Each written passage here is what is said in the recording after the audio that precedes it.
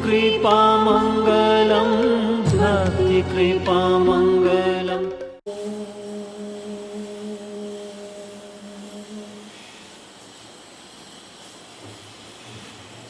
नमो दुर्वाररागानि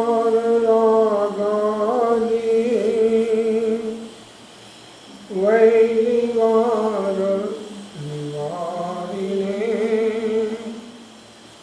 अर्हते योगिनाथाय महावीराय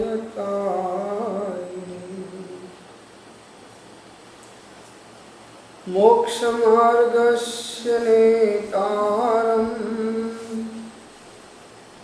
भेतारं कर्मभोक्तां ज्ञातारं विश्वतत्त्वानां वन्दे तद्गुणलब्धे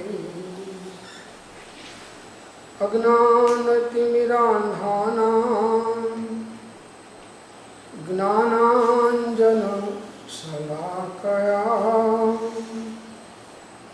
चक्षुरुन्मीलितं येन तस्मै श्रीगुरुवे।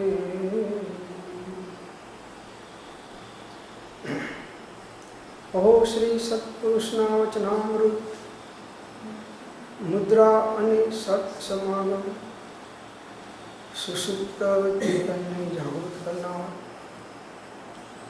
પડતી વૃત્તિને સ્થિર રાખનાર, દર્શન માત્રથી પણ નિર્દોષ અપૂર્વ સ્વભાવને પ્રેરક, સ્વરૂપ પ્રતીતિ અપ્રવત્સન્ય અને પૂર્ણ વિતરાગ નિર્વિકલ્પ સ્વભાવના કારણભૂત છેલ્લે અયોગી સ્વભાવ પ્રગટ કરી અનંત અવ્યાબાદ સ્વરૂપમાં સ્થિતિ કરાવનાર ત્રિકાળ જયવંત વર્તો.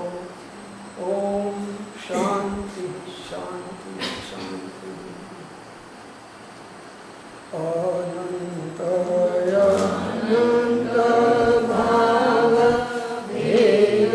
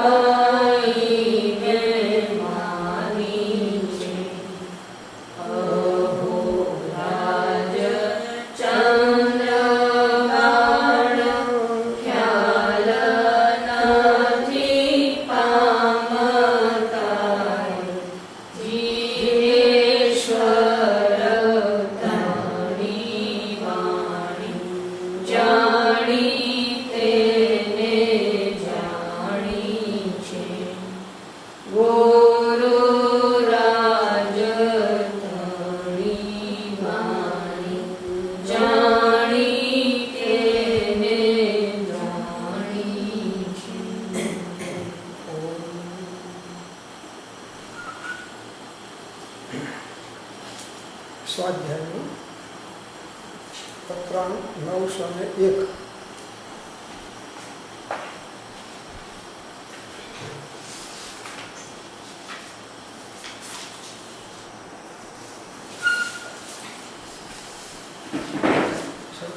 બધાને વંચમાં આપતા ફાવે કેવા પુસ્તક ગુરુ ગણધર ગુણધર પ્રચુર પર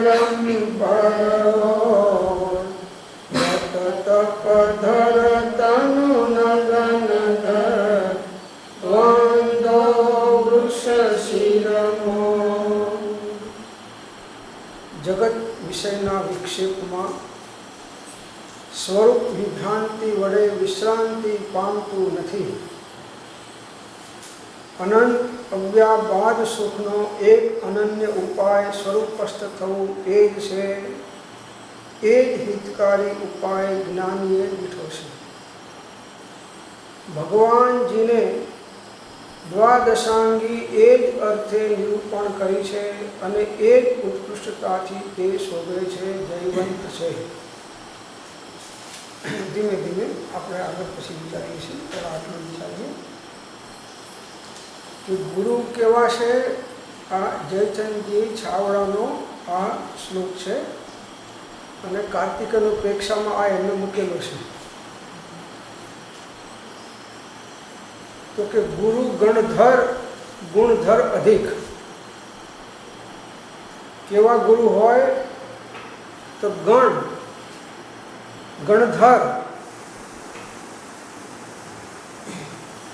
ગણધર એટલે સાધુઓમાં પ્રધાન,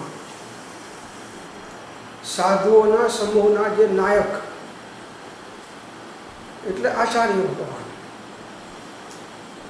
અને મુખ્યપણે અને એ બધા આચાર્યોના પણ નાયક કોણ તો કે ગણધર ભગવાન. તીર્થંકર પરમાત્માના જે ગણધરો હોય છે એ ગણધર ભગવાન. પણ અહીં ગણધર એટલે સાધુઓનો સમૂહ. ગુણધર અધિક.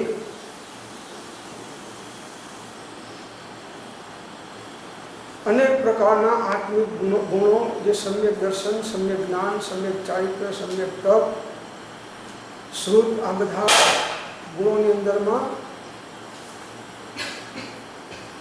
જે વિશેષપણે જેમનામાં પ્રગટ થયા છે આવા ગુરુ હોય. સમ્યક દર્શન, જ્ઞાન, ચારિત્ર્ય, તપ વગેરે ગુણોની જેની અંદરમાં અધિકપણે પ્રક્રિયા છે. એટલે આત્માના તમામ ગુણો ઘણા અંશે વિકસિત પામે છે. તો ગુરુ કેવા હોય? ગણધર, સાધુઓના સમૂહના નાયક. ગુણધર એટલે અનંતા જે આત્માના ગુણો છે એમાં મુખ્યપણે સમ્યક દર્શન, સમ્યક જ્ઞાન, સમ્યક ચારિત્ર્ય, સમ્યક તપ એ એમને વિશેષપણે પ્રગટ થયા છે. પ્રચુર પરંપર પ્રચુરપણે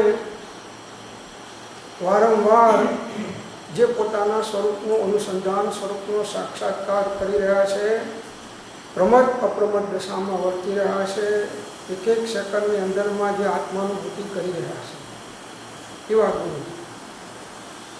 કેવા છે ગુરુ? તો કે વ્રત તપ ધર તનુ નગ્ન ધર. વ્રત અને તપને ધારણ કરનાર. વ્રત તપ ધર એટલે વ્રત અને તપને ધારણ કરનારા. અને કેવા છે? તનુ નગન ધર એટલે યથા જાત રૂપ ધર.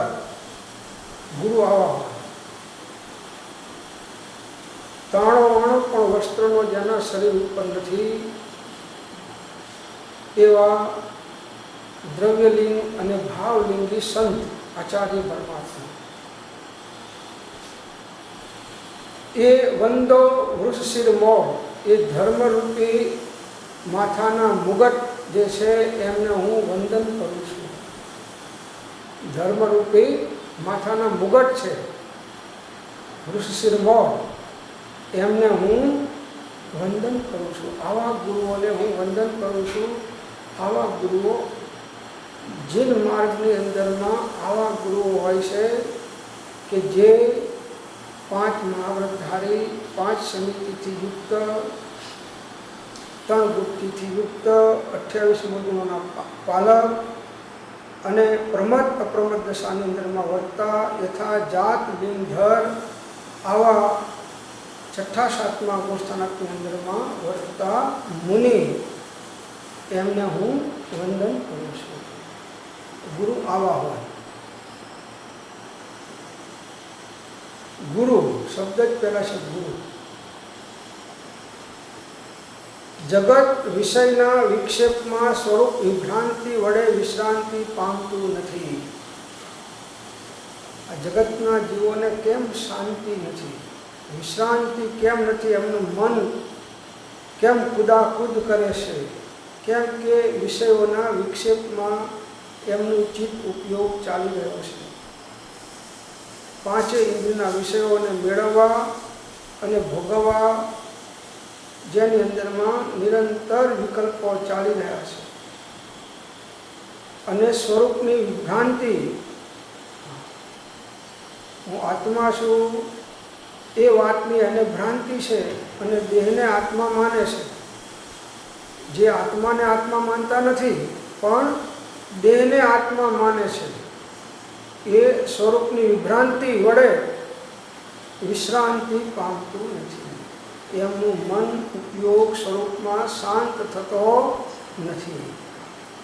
વિષયો, તમે આખું જગત જુઓ, વિષયોના અંદરમાં જ ભરાડૂબ ડૂબેલું છે. પછી કોઈને કોઈ ઇન્દ્રિયના વિષયની મુખ્યતા હોય તો કોઈને કોઈ ઇન્દ્રિયના વિષયની મુખ્યતા હોય, પણ વિષય વિકાર સહિત જે રહ્યા મતિના યોગ, પરિણામની વિષમતા, તેને યોગ અયોગ. આખું જગત, તમામ અજ્ઞાની જીવો એ વિષયોના સુખને લેવા માટે રાત દિવસ પ્રયત્નવાન છે અને એમાં જ સુખ માની રહ્યા છે.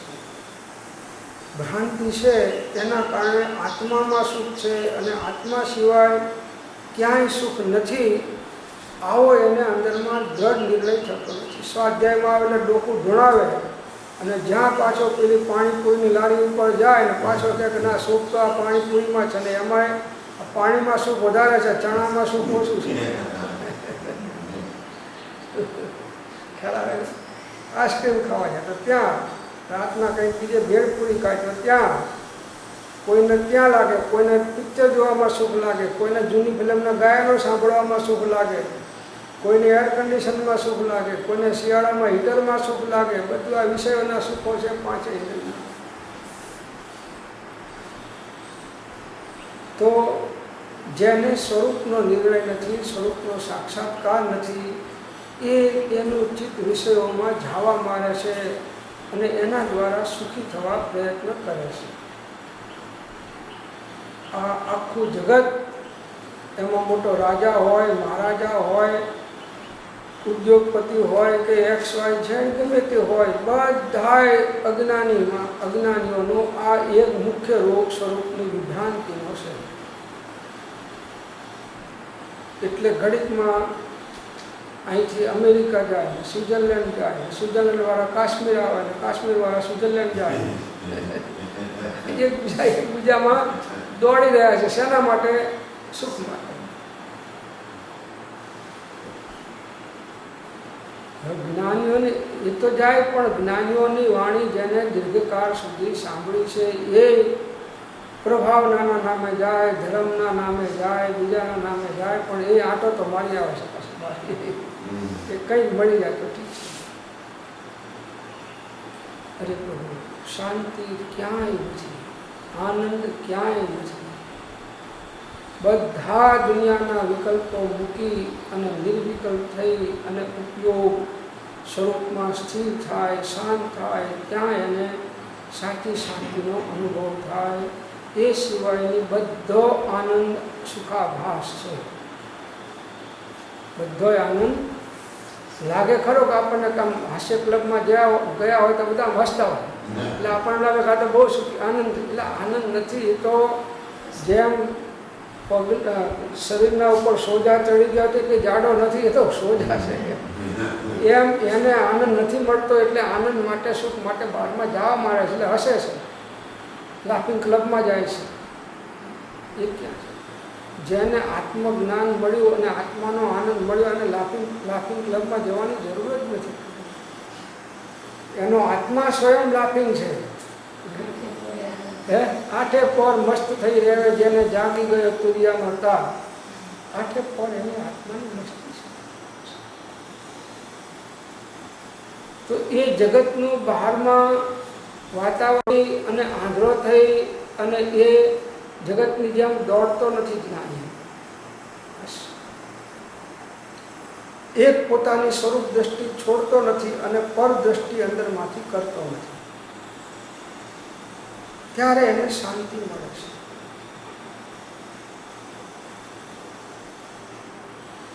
પુસ્તકો વાંચવાથી પણ શાંતિ નથી. ઠીક છે, સ્વાધ્યાય કરવો જરૂરી છે, કરવો જોઈએ, બીજો કોઈ ઉપાય નથી અશુભથી બચવા માટે અને જ્ઞાનની વૃદ્ધિ માટે. છતાં શાંતિ શાસ્ત્ર વાંચનમાં નથી, શાંતિ બહારમાં ભક્તિમાં નથી. એ આકુરતાની નિશાની છે. ભક્તિ કરે છે, બતાવે છે કે સ્વરૂપમાં નથી ટક્યો અને આકુર વ્યાકુર થયો છે, એટલે મનને શાંત કરવા એ ભક્તિ કરે છે. બહારમાં જે ભક્તિના પદો તમે બોલો છો, ભાવથી પૂજા બોલો કે જે બોલો, એ અનાકુરતાનું લક્ષણ નથી, એ આકુરતાનું લક્ષણ છે. ખ્યાલ આવે? પછી કોઈ રાગ કાઢીને બોલે, કોઈ રાગ બીજા રાગથી બોલે, કોઈ ત્રીજા રાગથી બોલે, કોઈ રાગ વગર બોલે. એ દરેકની પદ્ધતિ અલગ અલગ છે. ભાવ જેને જેમાં આવતા હોય એ ભાવ વડે એ ભક્તિ ભગવાનની કરે છે. ભક્તિ કરવી જોઈએ, પણ ભક્તિ એ અનાકુરતાનું લક્ષણ નથી. ભક્તિ એ પણ આકુરતાનું લક્ષણ છે. એમ જે કંઈ બહારમાં સાધનો અને સાધનાઓ છે એ બધું અનાકુર થવા માટેનું લક્ષ્ય હોય તો એ સાધન પરંપરાએ અનાકુરતાનું કારણ થાય. જો એનો લક્ષ્ય હોય તો. એનો લક્ષ્ય જ નથી. અને કેમ કરો છો તો કે ભાઈ આ બધા કરે છે એટલે અમે કરીએ છીએ. કેમ આ બધા ભક્તિના પદો બોલો છો તો કંઈ બોલાવે છે એટલે અમે બોલીએ છીએ.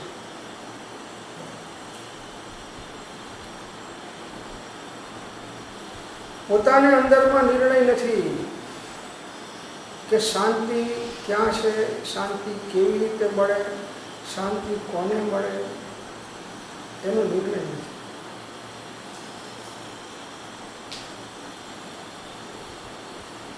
એક યોગી પુરુષને, રત્નત્રયધારી પુરુષને, આત્મજ્ઞાની નિર્ગંથ મુનિને જે એક સેકન્ડનો થોડો ભાગ શાંતિ મળે છે, એવી શાંતિ હજારો ઇન્દ્રો અને રાજાના સુખો ભેગા કરે તો પણ એના બરાબર થતી નથી. એવી શાંતિ યોગીઓને નિર્વિકલ્પ સમાધિમાં હોય છે.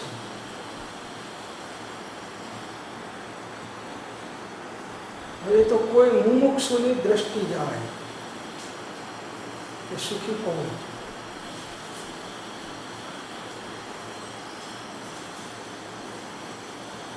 અનંત સુખ નામ દુઃખ ત્યાં રહીના મિત્રતા, અનંત દુઃખ નામ સુખ પ્રેમ ત્યાં વિચિત્રતા, ઉઘાડ ન્યાય નેત્રને નિહાળ રે નિહાળતું નિવૃત્તિ શીઘ્ર મેવ ધાર તે પ્રવૃત્તિ બહાર.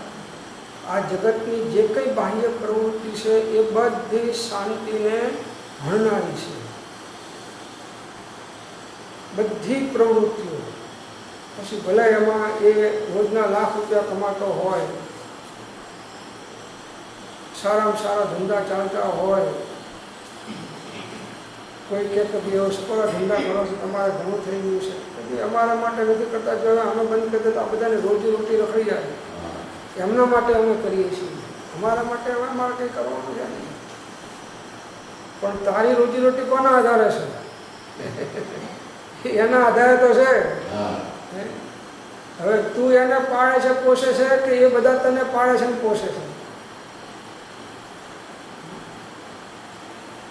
તો અજ્ઞાનમાં એને ખ્યાલ નથી કે દરેકનું ભરણ પોષણ એના પુણ્યના ઉદયના કારણે થાય છે, શેઠના કારણે નહીં, કે ઉદ્યોગપતિના કારણે નહીં, કે રાજાના કારણે નહીં.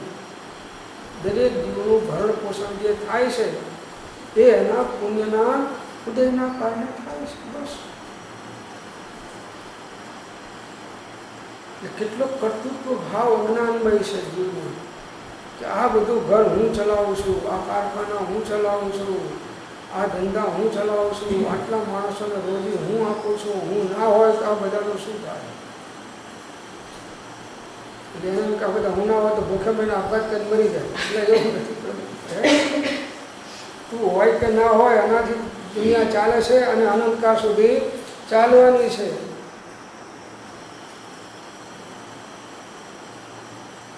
અજ્ઞાન છે ત્યાં સુધી વિશ્રાંતિ નથી. પછી ભલે ગમે તે પ્રકારની ઊંચામાં ઊંચી બહારમાં સાધના કરે તો પણ એને શાંતિ નથી, વિશ્રાંતિ નથી. આગળ કહે છે, અનંત અવ્યાબાદ સુખનો એક અનન્ય ઉપાય સ્વરૂપસ્થ થવું તે જ છે. એ જ હિતકારી ઉપાય જ્ઞાનીએ દીઠો છે. વાહ! અનંત અવ્યાબાદ સુખ કોને હોય? સિદ્ધ ભગવાનને. એક સમયનો પણ જેને બાધા ના પહોંચાડી શકે કોઈ બાહ્ય નિમિત્તો, એવું અવ્યાબાદ સુખ કોને હોય અનંત? તો કે સિદ્ધ પરમાત્મા. તો એનો ઉપાય શું? એ સિદ્ધ પરમાત્માનું જેવું સુખ છે એવું આપણે પ્રગટ કરવું હોય, અનુભવવું હોય, તો એનો એક અનન્ય ઉપાય સ્વરૂપસ્થ થવું એ જ છે. સ્વરૂપસ્થ થવું, ઉપયોગને સ્વરૂપમય કરવું. આત્માનો ઉપયોગ આત્માકાર થાય એનું નામ સ્વરૂપસ્થ થવું તે છે. તો સિદ્ધ પરમાત્માનું સુખ જો જોઈતું હોય તો સ્વરૂપસ્થતાનો પુરુષાર્થ કરવો. બધી સાધના અનંતવાર કરી છે. સ્વરૂપસ્થ થવાની સાધના અનાદિ મિથ્યા દ્રષ્ટિ જોઈએ એક સેકન્ડનો થોડો ભાગ પણ અનાદિકાળથી કરી નથી. બીજી બધી સાધનાઓ કરી છે ઘણી વાર. મુનિ અનંતવાર થયા, 9 ગ્રેક અનંતવાર ગયા, 9 પૂર્વ 11 અંક સુધી અનંતવાર ભણ્યો, બધું કર્યું છે. અને પાછો જીવ અજ્ઞાની ગુરુ એને અહીંયા જ લગાડે છે, આમ કરો આમ કરતા કરતા થાય. બસ આ શ્વેતાંબર મતની શરૂઆત જ અહીંથી થઈ છે કે આમ કરતા કરતા થાય. ત્યારે અહીંયા આ બાજુ કહે છે કે તે શુભાશુભ છેદતા ઉપજે મોક્ષ સ્વભાવ. કરતા કરતા થાય નહીં, છેદતા થાય. હા, જેમ શુદ્ધ ભાવ છેદાય છે તો શુભાશુભ ભાવ થાય છે, એમ શુભાશુભ ભાવ છેદાય તો શુદ્ધ ભાવ થાય. ખ્યાલ? કરતા કરતા થાય નહીં. અહીંથી જ આ મત જુદો પડ્યો છે. મત જુદો પડવાનો એક અનેક કારણોનું મુખ્ય કારણ એક આ છે. ખાલી સુંદર દસરી જે વાતો છે એમની પણ તત્વમાં પણ ફેર પડી ગયો છે ને. એ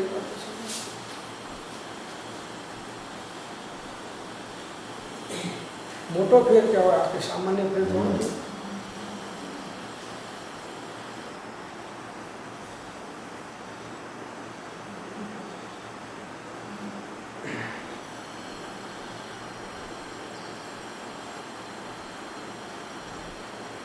એક મણમાં 19 શેરની ભૂલ,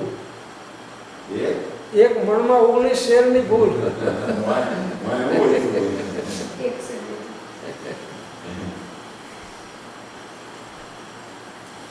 અનંત અવ્યાભાસ સુખનો એક અનન્ય ઉપાય સ્વરૂપસ્થ થવાનો છે. બસ સ્વરૂપનું મહાત્મ્ય લાવો, સ્વરૂપ દ્રષ્ટિ કરો, ઉપયોગને અંતર્મુખ કરી સ્વરૂપ અનુસંધાનનો પુરુષાર્થ કરો તો સ્વરૂપસ્થ થવાશે.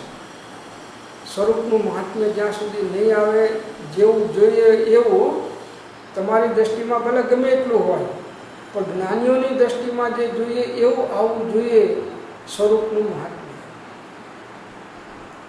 સ્વરૂપનું જેને મહાત્મ્ય આવે એ સ્વરૂપને એક સેકન્ડ પણ વિલો મૂકે નહીં, રેઢો મૂકે નહીં, નવરો મૂકે નહીં, સતત ઉપયોગની અંદરમાં એને નજરાયા કરે. તો અનંત અવ્યાબાદ સુખનો એક અનન્ય ઉપાય સ્વરૂપસ્થ થવું એ છે.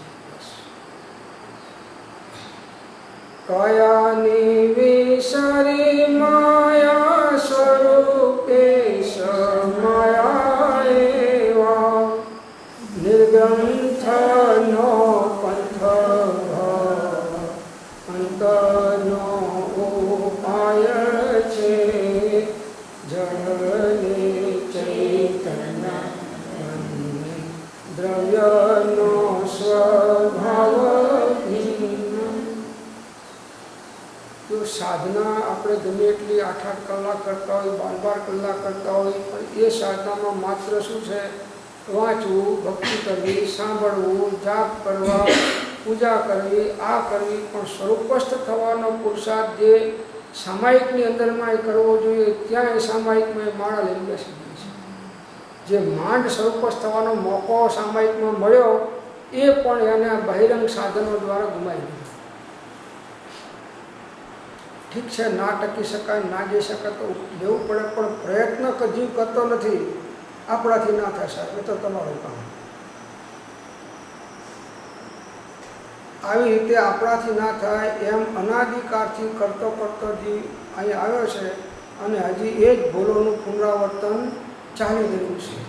અને ભૂલોનું પુનરાવર્તન ચાલે છે તો પરિભ્રમણનું પણ અને દુઃખોનું પુનરાવર્તન પણ ચાલવાનું. સીધી વાત છે.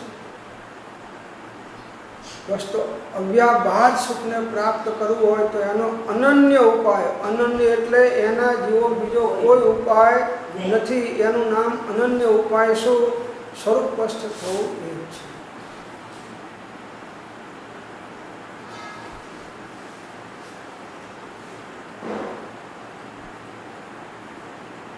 તો હવે ઉપયોગને ફેરવી અને સ્વરૂપ બાજુ વાળવાનું છે. ક્યારે વળે કે સ્વરૂપનું મહાત્મ્ય આવે કે મને સમ્યક દર્શનનો દાતા મારું સ્વરૂપ છે. મને સમ્યક દર્શનનો દાતા કોણ? તો કે મારું સ્વરૂપ છે. સમ્યક જ્ઞાનનો દાતા કોણ? તો કે મારું સ્વરૂપ છે. સમ્યક ચારિત્રનો દાતા કોણ? તો કે મારું સ્વરૂપ છે. મોક્ષનો દાતા કોણ? તો કે મારું સ્વરૂપ છે. મારો સાચો ગુરુ કોણ? તો કે મારું સ્વરૂપ છે. પરમ ગુરુ એ છે. હવે એના સામે તો જાણે એને શું ગુનો કરે છે કે એના સામે તો આપણે જોતા જ નથી. સ્વરૂપ સામે જોતા જ નથી. તો સ્વરૂપસ્થ પરમાત્માની દિવ્ય ધ્વનિની અંદરમાં આ જ બોધની મુખ્યતા આવે છે કે વાળી જોડી દાડો પવાડો કરી સ્નાન સૂતક કરી કલેવર ફેંકી અને ચાલ્યા જાઓ. ભગવાનના બોધમાં સર્વોપરી બોધ આ જ આવે છે. હવે સ્વરૂપમાં સમય લો. જે સમજ્યા તે સમાઈ ગયા. સ્વરૂપને સમજ્યા એ સ્વરૂપમાં સમાઈ ગયા. બસ સ્વરૂપસ્થ થાય. ધર્મ આટલો જ છે. સ્વરૂપસ્થ થવું એટલો જ ધર્મ છે, સાચો નિશ્ચય ધર્મ. બાકી બધા વ્યવહાર ધર્મ છે. રત્નત્રયની અભેદતા કો, શુદ્ધો ઉપયોગ કો, સ્વરૂપસ્થપણું કો, સમ્યક ચારિત્ર કો, આ બધું એકાર્થવાચક નામ છે બધા. વારંવાર પ્રેક્ટિકલ સાધનામાં સામાયિકમાં જ્યારે બેઠા હોય ત્યારે પોતાને બોધ આપી અને સંબોધિત કરવાનો છે કે પ્રભુ હવે શાંત થાવ, શાંત થાવ, શાંત થાવ. હે ઉપયોગ તું અંતર્મુખ થા. હે ઉપયોગ તારા મૂળ સ્વરૂપના જે જ્યાંથી તું નીકળ્યો છો એ એના ઉદ્ગમ સ્થળને તું પકડ. એના ઉદ્ગમ સ્થળને તું પકડ. ઉપયોગનું ઉદ્ગમ સ્થળ કોણ છે? આત્માનો ત્રિકારી સ્વભાવ છે. બસ એના ઉદ્ગમ સ્થળને તું પકડ. જેમ નદી બંગાળાના ઉપસાગરને મળી તો આનું ઉદ્ગમ સ્થળ ક્યાં છે? ગંગોત્રી. તો ગંગોત્રી ક્યાંથી નીકળી? તો ત્યાંથી. બસ જમનોત્રી ક્યાંથી નીકળી? તો એના મૂળ સુધી તમે પહોંચો. તો જ્ઞાનોત્રી ક્યાંથી નીકળી? ખ્યાલ આવે છે? આ જ્ઞાનોત્રી છે. તો જ્ઞાનોત્રી ક્યાંથી આવી? તો જ્ઞાન સ્વભાવી આત્મામાંથી. પેલી હિમાલયમાંથી આવી.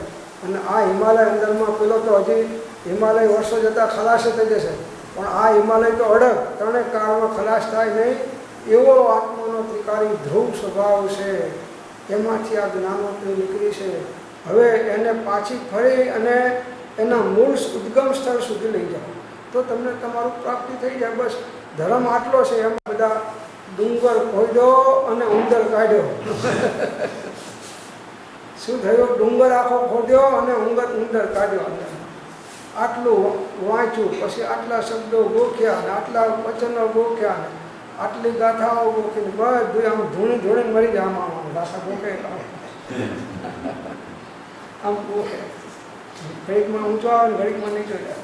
તો સીધો સુંદર સ્વભાવ પ્રગટ કરવા માટે હા, મુમુક્ષુતા પ્રગટ કરવા માટે 3 પ્રકારના મુમુક્ષુ મંદિરની જરૂર એનો કરે શું? એને કાંઈ સીધો તો શુદ્ધ ઉપયોગમાં લઈ જવાય ડાયરેક્ટ પાસે, પણ સીધો વાંકો થઈને અનાધિકારથી વાંકો હાલે તો ક્યાં ગયો છે? અનાધિકારથી આ 3 કાળમાં આ ત્રણ પ્રકારમાં જ ભટક્યો છે.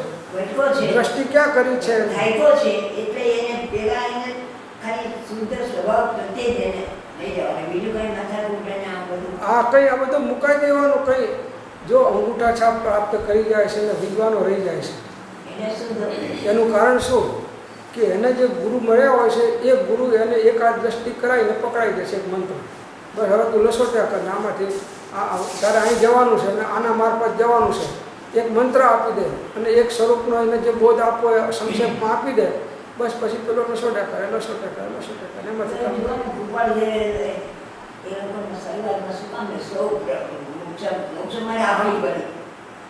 એ તો શરૂઆત હતી. હવે એની હવે જવાની વાત આપણો તો એન્ડ આવ્યો હોય. શરૂઆતની વાત કરું. હા, શરૂઆત હતી અને એ વખતે લોકોની યોગ્યતા નથી તો આપ્યું. એનો કંઈ નિષેધ નથી, પણ હવે એને ક્યાં સુધી કેજીમાં રાખવાનું છે? હવે આગળના ધોરણમાં કંઈક જવું નથી જવું. હજી એના એ જ મોક્ષમાં આપણે હવે આ છોકરો નાનો હતો ને પેલી દૂધની ટોટી પીતો હતો, હવે 70 વર્ષ થાય દૂધની ટોટી પીવે તો હવે આપણે એને શું કહેવું? પોતાને સમજવાનું. હે, બરોબર છે. હા, તો એટલે જ્ઞાનીઓ આ દ્રષ્ટિ કરાવે છે કે ભાઈ બહિરંગ દ્રષ્ટિથી બહારમાં સાધન બાર અનંત કયો તદપી કછુ હાથ હજુ ન પડ્યો અબ ક્યો ન વિચારત હૈ મન સે કછુ ઓર રહા ઉન સાધન છે. અનંતવાર સાધન કર્યું, નિષ્ફળ કેમ ગયું? એ નિષ્ફળતા જવાનું કારણ શું એ શોધવાનું છે. એટલે બધું બંધ થઈ ગયું. ઉપાધ્યાય કીધું યમ. હા, એટલે હવે કે એના કરતાં ખાઈ પીને પછી જ્ઞાન આત્માનો ઉપયોગ કરો. હા, ચા પાણી પીને પછી પૂજા કરો. પેલા પૂજા ન હોય, પેલા પેટની હોય. હા, એ તો પહેલા પેટોબા અને પછી વિઠોબા. યમ મૂકો ને ઉપાધ્યાય એટલે પહેલા પેટોબા અને પછી વિઠોબા.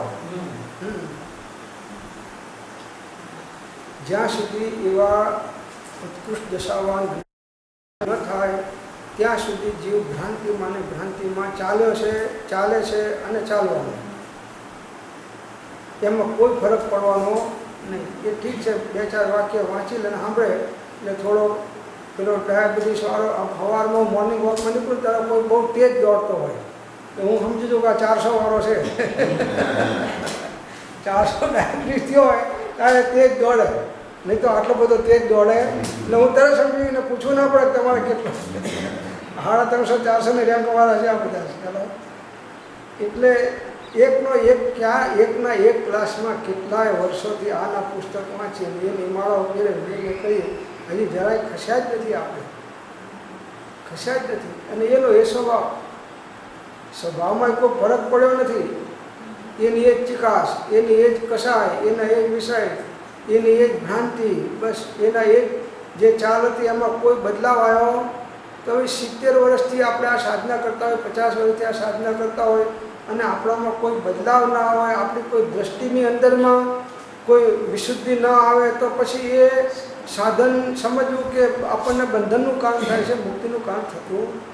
એક ડાક્ટર પાસે રોગની દવા લેવા જઈએ છીએ અને 5-15 દાડા રોગ નથી મટતો તો ડાક્ટરને દવાને બે બદલી નાખીએ છીએ. બદલી છે કે નથી બદલતા? હે, અને અહીં આગળ અહીં કંઈ નહીં. જય ભગવાન.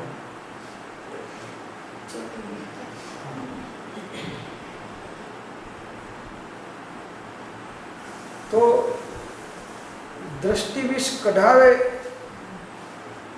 અને સાચી આત્મદ્રષ્ટિ કરાવે એ સત્પુરુષ.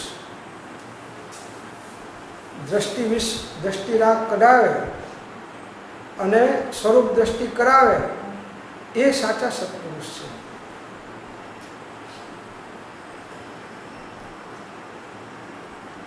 તો અનંત અવ્યાબાદ સુખનો એક અનન્ય ઉપાય સ્વરૂપસ્થ થવો એ છે. આજ દિન સુધી શું છે કે અનાદિકાળથી અને આ ભાવમાં આપણે વ્યવહારની વાતો એટલી બધી સાંભળી અને દ્રઢ કરી દીધી છે કે નિશ્ચયનું પડતું આપણા લક્ષ્યમાંથી આખું છૂટી ગયું.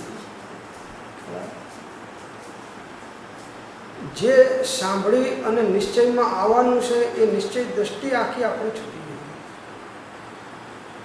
અને પછી કહીએ તો કે નિશ્ચય વાણી સાંભળીને સાધન તજવા ન હોય, નિશ્ચય રાખી લક્ષ્યમાં, અમારા નિશ્ચય લક્ષ્યમાં છે ને સાધન અમે કરીએ છીએ.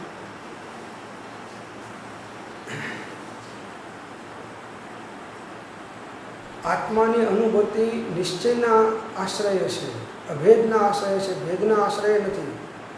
ભેદ છે ત્યાં વ્યવહાર છે, અભેદ છે અભેદતા છે ત્યાં નિશ્ચય છે.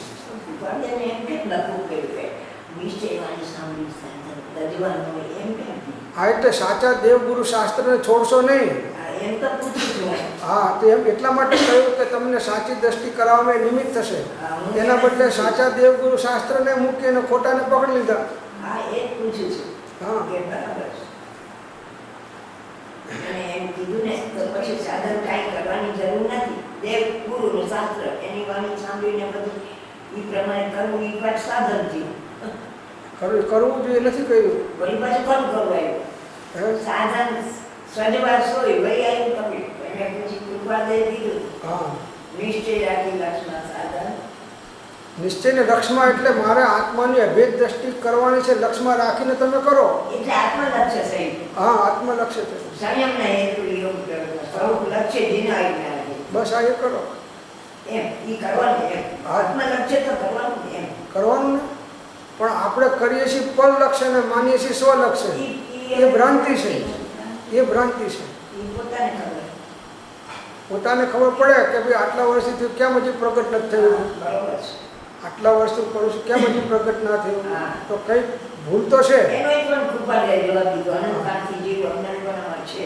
હા, તો આમ કરે. અને હજી અજ્ઞાનપણામાં જ ચાલે છે ને. ધીરે રાખીને આગળ વધવા. હા, આગળ વધ્યું એટલે શું? વિચારથી આગળ. આગળ નહીં રહેવું ને કે ભાઈ આ એક પુસ્તક વાંચ્યું પછી બીજું પુસ્તક વાંચેલું આગળ એ તો વધ્યું. ટીકા છે. હા, હે એ આગળ વધવાનું. પણ શાસ્ત્ર જ્ઞાન તો વાંચ્યા વગર આપણને ગુરુ તો ખાલી એક કલાક બોધ આપી દે, પછી પાછું ઘરે જઈને એને ચિંતન કરવું પડે.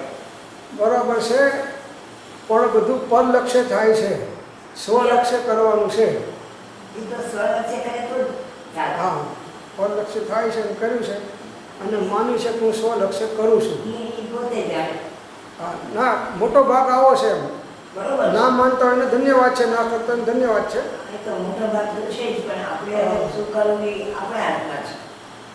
આપણા હાથમાં હતો તો ક્યારનું આત્મજ્ઞાન કરી લીધું હોત. ત્યારનું નથી થયું એટલે આવ્યા છે. હે, ત્યારનું નથી થયું એટલે આવ્યા છે. એટલે શું ખૂટે છે એ જુઓ. હંમેશા જ્ઞાનીઓ કોઈ સાધન છોડાવતા નથી, પણ જે કડી ખૂટે છે એને ઉમેરાવે છે. ખ્યાલ આવે? જ્ઞાની કોઈ સાધન છોડાવતા નથી, કોઈ તપ કરતો એને છોડાવતા નથી, કોઈ ત્યાગ કરતો એને છોડાવતા નથી, કોઈ સામાયિક કરતો એને છોડાવતા નથી, પણ એમાં કઈ કડી ખૂટે છે એ એને ઉમેરાવે છે. બસ એ જ જ્ઞાની છે કે એને અંદરમાં જોઈ લે કે આને આટલું નડે છે, જો આટલું નડતર નીકળી જાય તો એ પોતાનું કામ કાઢી જાય એવો યોગ્યતાવાળો જીવ છે, શક્તિવાળો જીવ છે. પણ હવે એને શું નડે છે એ જો પરખી ના શકાતું હોય, પોતે ના પરખી શકતો હોય અને બીજા જ્ઞાની પણ ના પરખી શકતા હોય, તો પછી હવે એ રોગ જવાનો ક્યાં? ડૉક્ટર જો થઈ અને જો કોઈ રોગને પરખી ના શકે, નિદાન ના કરી શકે તો દવા કેવી રીતે કરી શકવાનો? અને દવા થયા વગર એને એ રોગ નિર્મૂળ કેવી રીતે થવાનો છે? સવાલ જ નથી. તો અનંત અવ્યાબાદ સુખનો એક અનન્ય ઉપાય સ્વરૂપ, બીજો કોઈ ઉપાય નથી. સ્વરૂપસ્થ થયા સિવાય કોઈ બીજો મોક્ષ માર્ગનો ઉપાય છે નહીં. હવે એ પુરુષાર્થ આપણે કેટલો ટાઈમ કરીએ છીએ અને બાકીનો સમય આપણો કયા પુરુષાર્થમાં કેવા પ્રકારમાં જાય છે? હવે જ્ઞાનીની દ્રષ્ટિએ જુઓ, તમારી દ્રષ્ટિએ તમને યથાર્થ લાગશે. જ્ઞાનીની દ્રષ્ટિએ જુઓ તો ખ્યાલ આવશે કે ના, હજી આ પુરુષાર્થ મારો ઓછો છે, હજી મારે અમુક પ્રકારનો પુરુષાર્થ છે વધારવા જેવો છે, એ વધારીશ તો જ મારું કામ થશે. આવું અંદરમાંથી નેપથ્યમાંથી અવાજ આવશે. તો અનંત અવ્યાભાસ સુખનો એક અનન્ય ઉપાય, એટલે એના જેવો બીજો કોઈ ઉપાય નથી. એ કયો ઉપાય? તો કે સ્વરૂપસ્થ થવું એ જ છે. એ જ હિતકારી ઉપાય જ્ઞાની અદિતો છે. આ આત્માનો હિતકારી ઉપાય કોણે જોયો છે? જ્ઞાનીએ જોયો છે.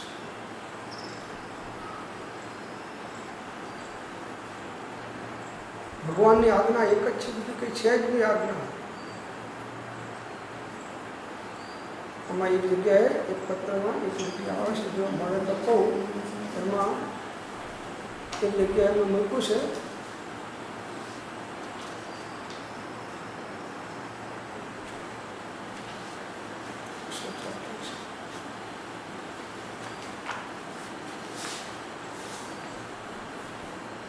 એક એક લીટીમાં કૃપાળુ દેવે એટલો ઊંડો બોધ આપી દીધો છે, પણ એનો ખોજક જોઈએ.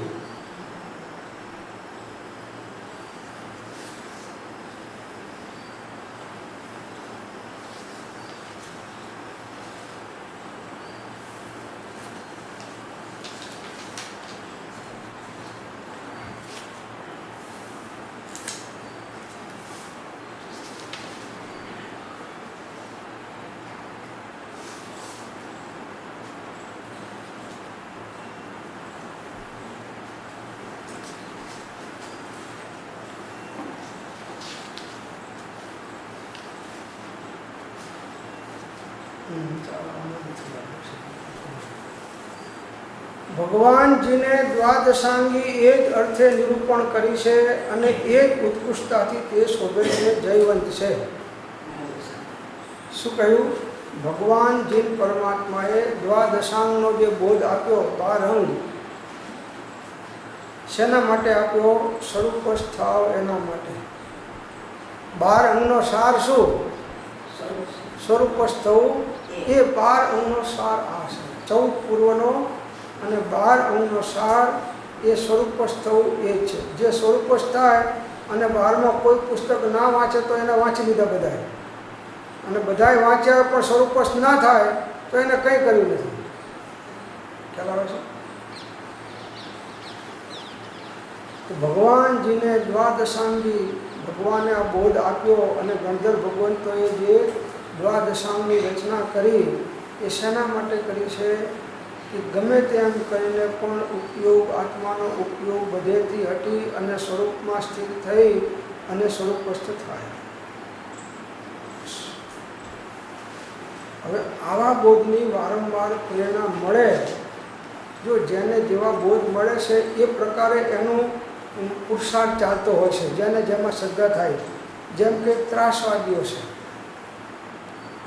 તો એ છોકરાઓને નાની ઉંમરમાંથી કહેવાય છે કે જો આ આપણા કાફરો છે અને આમને મારશો તો તમે જન્નતમાં જશો અને તમને કેટલીય અપાસરાઓનો યોગ થશે અને લાંબા સમય સુધી આનો લાભ તમને મળશે, અને ભલે આમે તમારે મરવાનું તો છે જ, તો શા માટે તમે તમારું હિત કરી ન જતા અને અલ્લાહ મિયાને રાજી કેમ નથી રાખતા?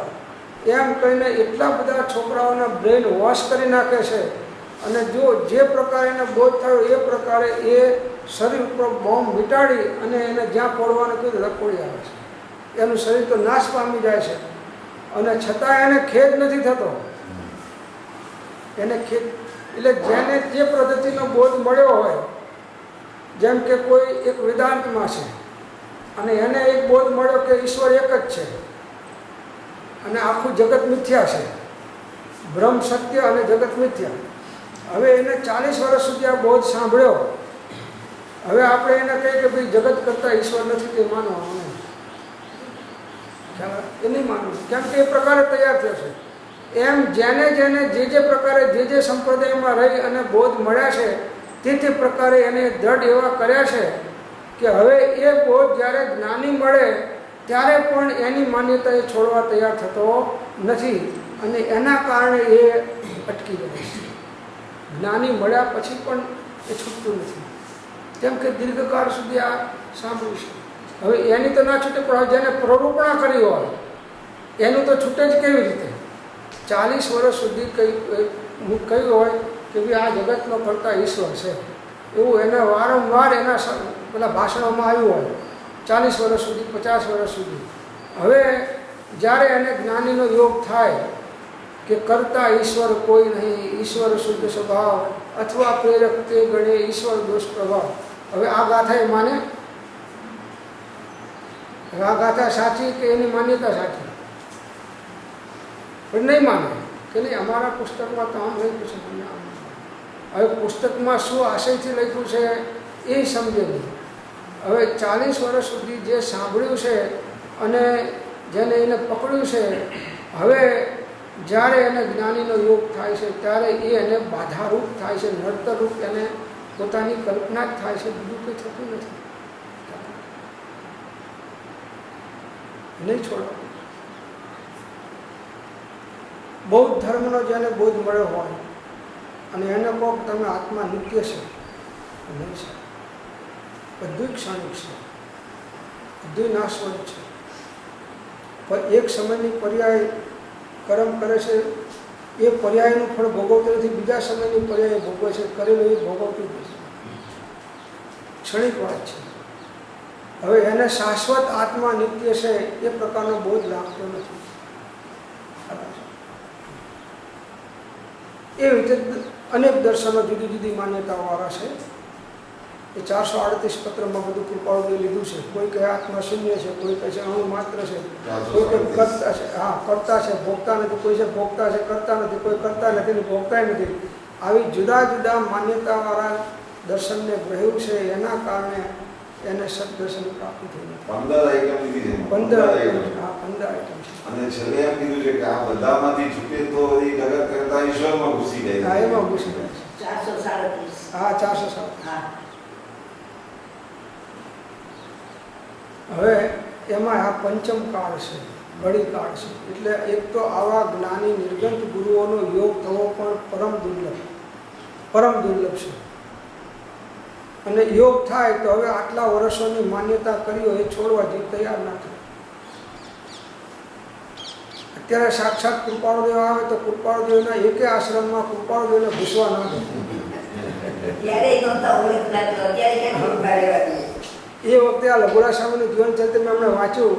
એમને સાહેબ અહીં રાણકપુરની અંદરમાં એક સાધુએ, એટલે શ્વેતાંબરના સાધુએ કહી દીધું કે જો આ મિથ્યાત્વી સંસારી ગુરુને માનનારા આવે છે, તમને મિથ્યાત્વ ગાડું થશે, જો અમને કંઈ વરાયું રહે તો બધાને. રાણકપુર તો નાનું તીર્થ અને નાનું ગામ છે, બધાને ભરાઈ દીધું.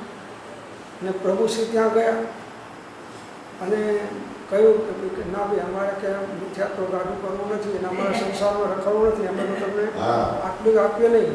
તો કે કંઈ વાંધો નહીં, ના આપો તો કંઈ નહીં, પણ થોડું પાણી તો પીવા આપો. કે ના પૈસા પાણી અહીં નહીં. પછી એક જણો નાવા બેઠેલો ગરમ પાણીથી, એને કહ્યું કે થોડું પાણી તો આપ, કે આ થોડું શુદ્ધિ તો કરીએ. તો કે ના પૈસા પાણી ઢોળી નાખીશ પણ તમને તો નહીં આપો. વિચાર કરો, ખ્યાલ આવ્યો? આવું દરેક જગ્યાએ એમ નથી કે એ વખતે અત્યારે નથી થતું. અત્યારે એવું જ થાય છે, અત્યારે એવું જ થાય છે. તો આજે આવા તો પ્રભુશ્રીના ઘણા દ્રષ્ટાંતો આવશે કે એમને અગાશ છોડીને જતું રહેવું પડે. જૂનાગઢમાં ગિરનાર જતા કે મેં 2 પાડી દઈશું, પાછા વળી પટેલો હતા બધા સમજાને વળી પાછા લાવ્યા.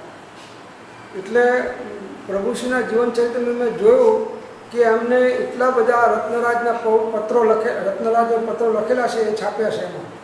એમાં લખ્યું છે કે પ્રભુ તમારી આ ઉંમરે સેવા કરવાની તો બાજુ, અને તમારા ઉપર આવા ઉપસર્ગ પૈસા લોકો કરે છે અને છતાંય તમે ક્ષમતા ભાવે સહન કરો છો. અમે તમારી સાથે રહીએ તો બધાને ખ્યાલ આવી જાય કે શું થાય છે.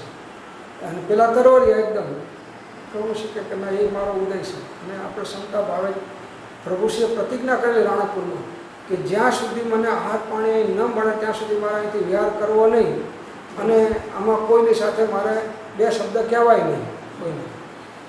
અને ચોથા દિવસે અઠ્ઠમનો ઉપવાસ, ચોવ્યારો 3 દિવસ. ચોથા દિવસે ખંભાતનો એક સંઘ આવ્યો દર્શન કરવા. અને એમને ભાવ થયો કે કોઈ મુનિ હોય તો એમને વરાઈને પછી અમે સંઘ જમણ કરીએ. તપાસ કરી. હવે લઘુરા સ્વામીએ તો ખંભાતમાં ચોમાસા કરેલા, બધા ઓળખે. ખંભા સંઘાણા સાધુ પાછા, ખંભા સંઘાણા સાધુ.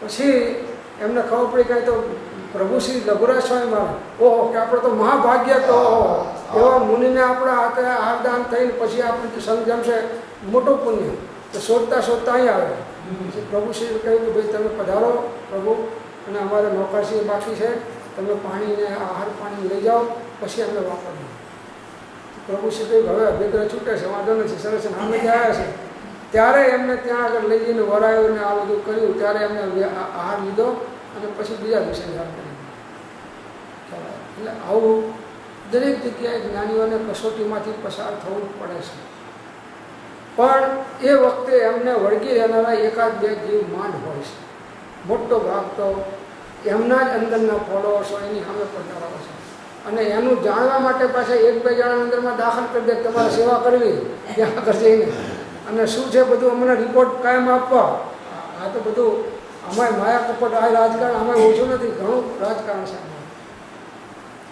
છતાં જ્ઞાનીઓને તો કશું પડ્યું નથી એમનું તો અંદર ને બાહ્ય જીવન એક સરખું અને એક ધારું હોય છે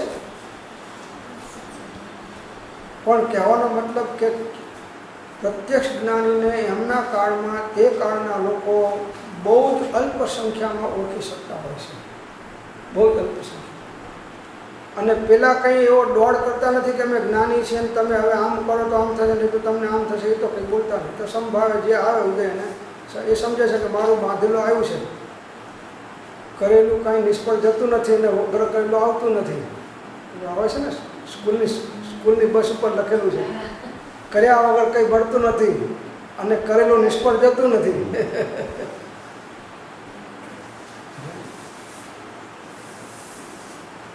કર્મ ખપાવવા બેઠા છે જ્ઞાનીઓ અને એમની પાસે એક જ હથિયાર સમભાવનું છે સમતા ભાવનું હથિયાર જ્ઞાની પાસે એક જ છે કે જે ઉદય આવે ને જે નિમિત્ત આવે એની અંદરમાં શાંતિ અને ક્ષમતા રાખવી બાકી જેનું જે થવાનું થશે મારું તો બગડશે ક્યારેક હું મારો સ્વરૂપનો આશ્રય છોડી ક્ષમતાને છોડી અને વિષમતામાં વર્તું તો 823 પત્રમાં લખ્યું છે કે અવિષમ ભાવ વગર અમને પણ અબંધપણા માટે કોઈ અધિકાર નથી મૌનપણું એ ભજવા યોગ્ય માર્ગ છે આટલું લખ્યું છે અવિષમ ભાવ વગર અમને પણ અબંધપણા માટે કોઈ અધિકાર નથી મૌનપણું એ ભજવા યોગ્ય માર્ગ છે અમે પણ જો વિષમ પરિણામ કરીએ તો એ પરિણામ અનુસાર અમને પણ બંધ થયા વગર રહે નહીં ગમે તે હોય પરિણામની વિષમતા આવી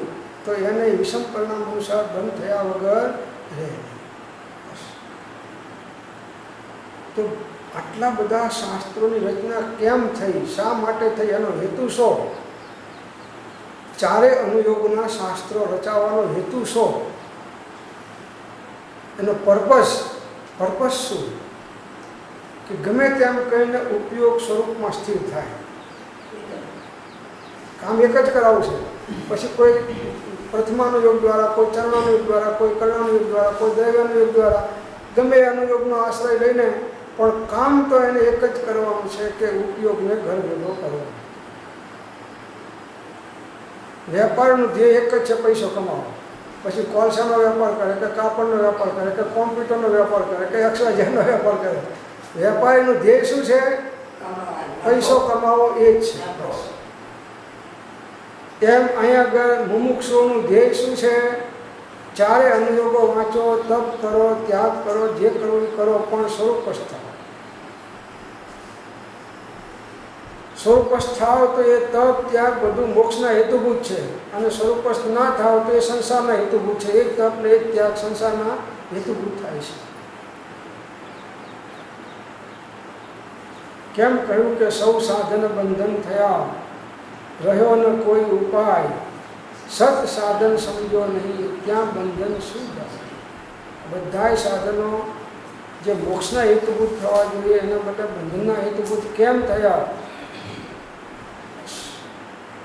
સત સાધન શું બસ સત સાધન એક જ કે ઉપયોગ સ્વરૂપસ્થ થાય એ સત સાધન છે બસ તો ભગવાનજીને દ્વાદશાંગી એ જ અર્થે નિરૂપણ કરી છે અને એ જ ઉત્કૃષ્ટતાથી તે શોભે છે, જયવંત છે. એ જ ઉત્કૃષ્ટતા, એનો ધ્યેય ઉત્કૃષ્ટ એ જ છે કે સ્વરૂપસ્થ, અને એનાથી જ એ જીનવાણી શોભે છે. દ્વાદશાંગ વાણી કહો કે જીનવાણી કહો, બધું એક જ છે.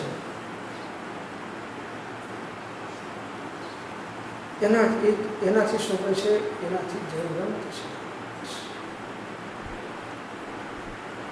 બહુ શાસ્ત્રો ના ભણો કે બહુ બીજી સાધના ના કરો, પણ છતાં જ્ઞાની પુરુષો એને એક સંક્ષેપની અંદરમાં એવી પદ્ધતિ પકડાઈ દે છે કે જેના કારણે એ જીવ પોતાનું કામ કરી ચાલે છે કામ કરે. અને પેલા ખેરખાઓ રહી જાય છે બહારમાં, મૂછો મળતા હોય, આટલા વર્ષના અમે તપ કર્યા છે, અને આટલા ત્યાગ કર્યા છે, અને આટલા પુસ્તકો વાંચ્યા છે, અને આટલું આમ કર્યું છે, એનો બાયોડેટા તમે વાંચો તો આખી ચોપડી ભરાઈ જાય. ધર્મના નામનો બાયોડેટા વાંચો તો આખી પુસ્તક ભરાઈ જાય.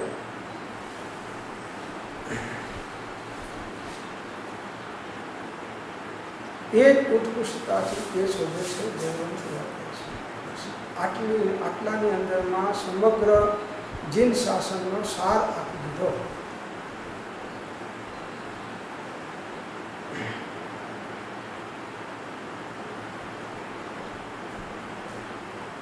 હવે કેટલી સૂત્રાત્મક વાણી છે. આ સૂત્રાત્મક કહેવાય. આનો વિસ્તાર તમે કરો તો પુસ્તકોના પુસ્તકો ભરાઈ જાય. જેમ સમ્યક દર્શન, જ્ઞાન, ચારિત્રાણી, મોક્ષ માર્ગ, આ એક સૂત્ર છે. હવે એના ઉપર તમે પુસ્તકો ગમે એટલા લખો તો એનો એન્ડ નહીં આવે. સમ્યક દર્શન ઉપર પુસ્તક લખો, સમ્યક જ્ઞાન ઉપર લખો, સમ્યક ચારિત્ર ઉપર લખો, શુદ્ધ ઉપયોગ ઉપર લખો. હવે લખશો ગમે એટલું, પણ એથી કે શુદ્ધ ઉપયોગ થોડો થઈ જવાનો છે. અને ના લખો અને ઉપયોગને સ્વરૂપમાં સ્થિર કરો તો તમે બધા પુસ્તકનો સાર તમારી અંદરમાં સમાઈ દીધો.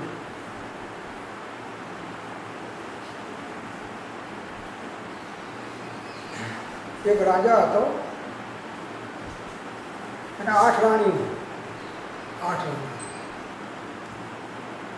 તો બીજા રાજને જીતીને પાછો આવવાનો હતો. મોટું રાજ હતું, એને જીતી લીધેલું. તો બધી રાણીઓના સંદેશો કહેવાય, તમારા અહીંથી લાવો, જેમ લાવો એ મંગાવો કહેજો. દરેકે જુદી જુદી આઈટમો લખી, કોઈ કિંમતી આઈટમો બધી જુદી જુદી લખી. પછી એક રાણી જે ખાસ એની હતી, એને સ્વીકાર માનનારીની, એને અર્પણ થયેલી, એ કહે છે મારે તો કંઈ જોતું નથી, મારે તો તમે જોઈએ છે. મારે તો તમે જોઈએ છે. તો જેને જેને મંગાવી વસ્તુ એને માણસો જોડે મોકલીને આ પોતે રાણીના મહેલ પહોંચી ગયો. હવે એને બધું આ મળી ગયું કે ના મળી ગયું? એક રાજા આવ્યો એટલે બસ એવી રીતે અહીંયા આગળ જે એક રાજાને પકડી ગયો એટલે એની વાંચ દ્વાદશાંગ આવી ગયું, તપ આવી ગયું, ત્યાગ આવી ગયો, બધું આવી ગયું. એ સંક્ષેપમાં સમજો છે. એમ સમજો. યમ, નિયમ, શાસ્ત્ર જ્ઞાન, ભક્તિ આદિ કરી ચૂક્યો છે. 537 પત્રમાં આવે છે ને છેલ્લો ફકરો, 537માં છેલ્લો ફકરો વાંચો. એમાં એક મૂક્યું છે કે બસ આટલું કરે, આ જીવ પોતે પોતાના નહીં એવા પરદેવીને સ્વપણે માને છે, અને એવી માન્યતા એ સંસાર છે. આ એ વાંચો છેલ્લો ફકરો, સરસ છે. છેલ્લો ફકરો, આ એ પાનું ફેર્યું ને બસ, હા એ વાંચો. શ્રી તીર્થંકર આદિએ ફરી ફરી જીવોને ઉપદેશ કર્યો છે, પણ જીવ દિશામૂળ રહેવા ઈચ્છે છે ત્યાં ઉપાય પ્રવર્તી શકે નહીં. ફરી ફરી ટૂંકીને કહ્યું છે કે એક આ જીવ સમજે તો સહજ મોક્ષ છે, નહીં તો અનંત ઉપાય પણ નથી. જો સહજ છે નહીં તો અનંત ઉપાય નથી. હા, અને તે સમજવું પણ કંઈ વિકટ નથી. કેમ કે જીવનું સહજ જે સ્વરૂપ છે તે જ માત્ર સમજવું છે, અને તે કંઈ બીજાના સ્વરૂપની વાત નથી કે વખતે તે ગોઠવે કે ન જણાવે. તેથી સમજવી ના બને. પોતાથી પોતે ગુપ્ત રહેવાનું સી રીતે બનવા યોગ્ય છે, પણ સ્વપ્ન દશામાં જેમ ન બનવા યોગ્ય એવું પોતાનું મૃત્યુ પણ જીવ જુએ છે, તેમાં અજ્ઞાન દશારૂપ સ્વપ્નરૂપ યોગે આ જીવ પોતાના નહીં એવા બીજા દ્રવ્યને વિશે સ્વપણે માને છે. અને એ જ માન્યતા બસ આટલી જ ભૂલ છે કે આ જીવ પોતાના નહીં એવા બીજા દ્રવ્યને સ્વપણે માને છે. આ ભૂલ છે આટલી. બરોબર? હા. અને એ જ માન્યતા તે સંસાર છે, તે જ અજ્ઞાન છે. હા, નરક આદિ ગતિનો હેતુ તે જ છે, તે જ જન્મ છે, મરણ છે અને તે જ દેહ છે, દેહના વિકાર છે, તે જ પુત્ર, તે જ પિતા, તે જ શત્રુ, તે જ મિત્ર આદિ ભાવ કલ્પનાના હેતુ જો છે. બધાય કલ્પનાના હેતુ છે. અમારો પિતા છે ને અમારો પુત્ર છે ને અમારો આમ છે ને તે છે, બધી કલ્પનાઓ છે, ભ્રાંતિની. અને તેની નિવૃત્તિ થઈ ત્યાં સહજ મોક્ષ છે અને એ જ નિવૃત્તિને અર્થે સત્સંગ, સત્પુરુષ આદિ સાધન આ બધા થયા છે. સાધન આ નિવૃત્તિ થવા માટે છે. આ પરમાંથી હું પણ માનીને કાઢવા માટે આ સાધન છે. સત્સંગ ને સત્પુરુષ બધા. અને તે સાધન પણ જીવ જો પોતાના પુરુષાર્થને તેમાં ગોપવ્યા સિવાય પ્રવર્તાવે તો જ સિદ્ધ છે. વધારે શું કહીએ? આટલો જ સંક્ષેપ જીવમાં પરિણામ પામે તો તે સર્વ વ્રત, યમ, નિયમ, જપ, યાત્રા, ભક્તિ, શાસ્ત્ર જ્ઞાન આદિ કરી છૂટ્યો. આ બધું કરી છૂટ્યો. જો આટલું કરે તો બધું આ કરી લીધું. વ્રત ને યમ ને નિયમ ને ભક્તિ બધું થઈ ગયું. જો આ થઈ ગયું તો આ ના થાય તો પેલું બધું ગમે એટલું કર્યું. જબ જાણ્યો નિજ રૂપ કો તબ જાણ્યો સબ લોક, અને નહીં જાણ્યો નિજ રૂપ કો તો સબ જાણ્યો સો ફોક. બધું નકામું છે. लाख बात की बात यही निश्चय उल्लाओ, तोड़ी सकल जग दंड फंद निज आत्म जाओ. लाख વાતની એક જ વાત, લાખ બાત કી બાત યહી નિશ્ચય ઉલ્લાઓ, હૃદયની અંદરમાં નિશ્ચયથી ધારણ કરો કે તોડી સકલ જગ દંડ ફંદ નિજ આત્મ જાઓ. આ પ્રમાણે અહીં સુધી આપણે વિચાર્યું. પછી આપણે જરા આપણે આને સુધી વિચારશું. ઓમ શાંતિ શાંતિ शांति. जिन वाणी के ज्ञान से सूझे लोकालो, सो वाणी मस्तक नमो सदा दे कहूँ धो नौ नमो.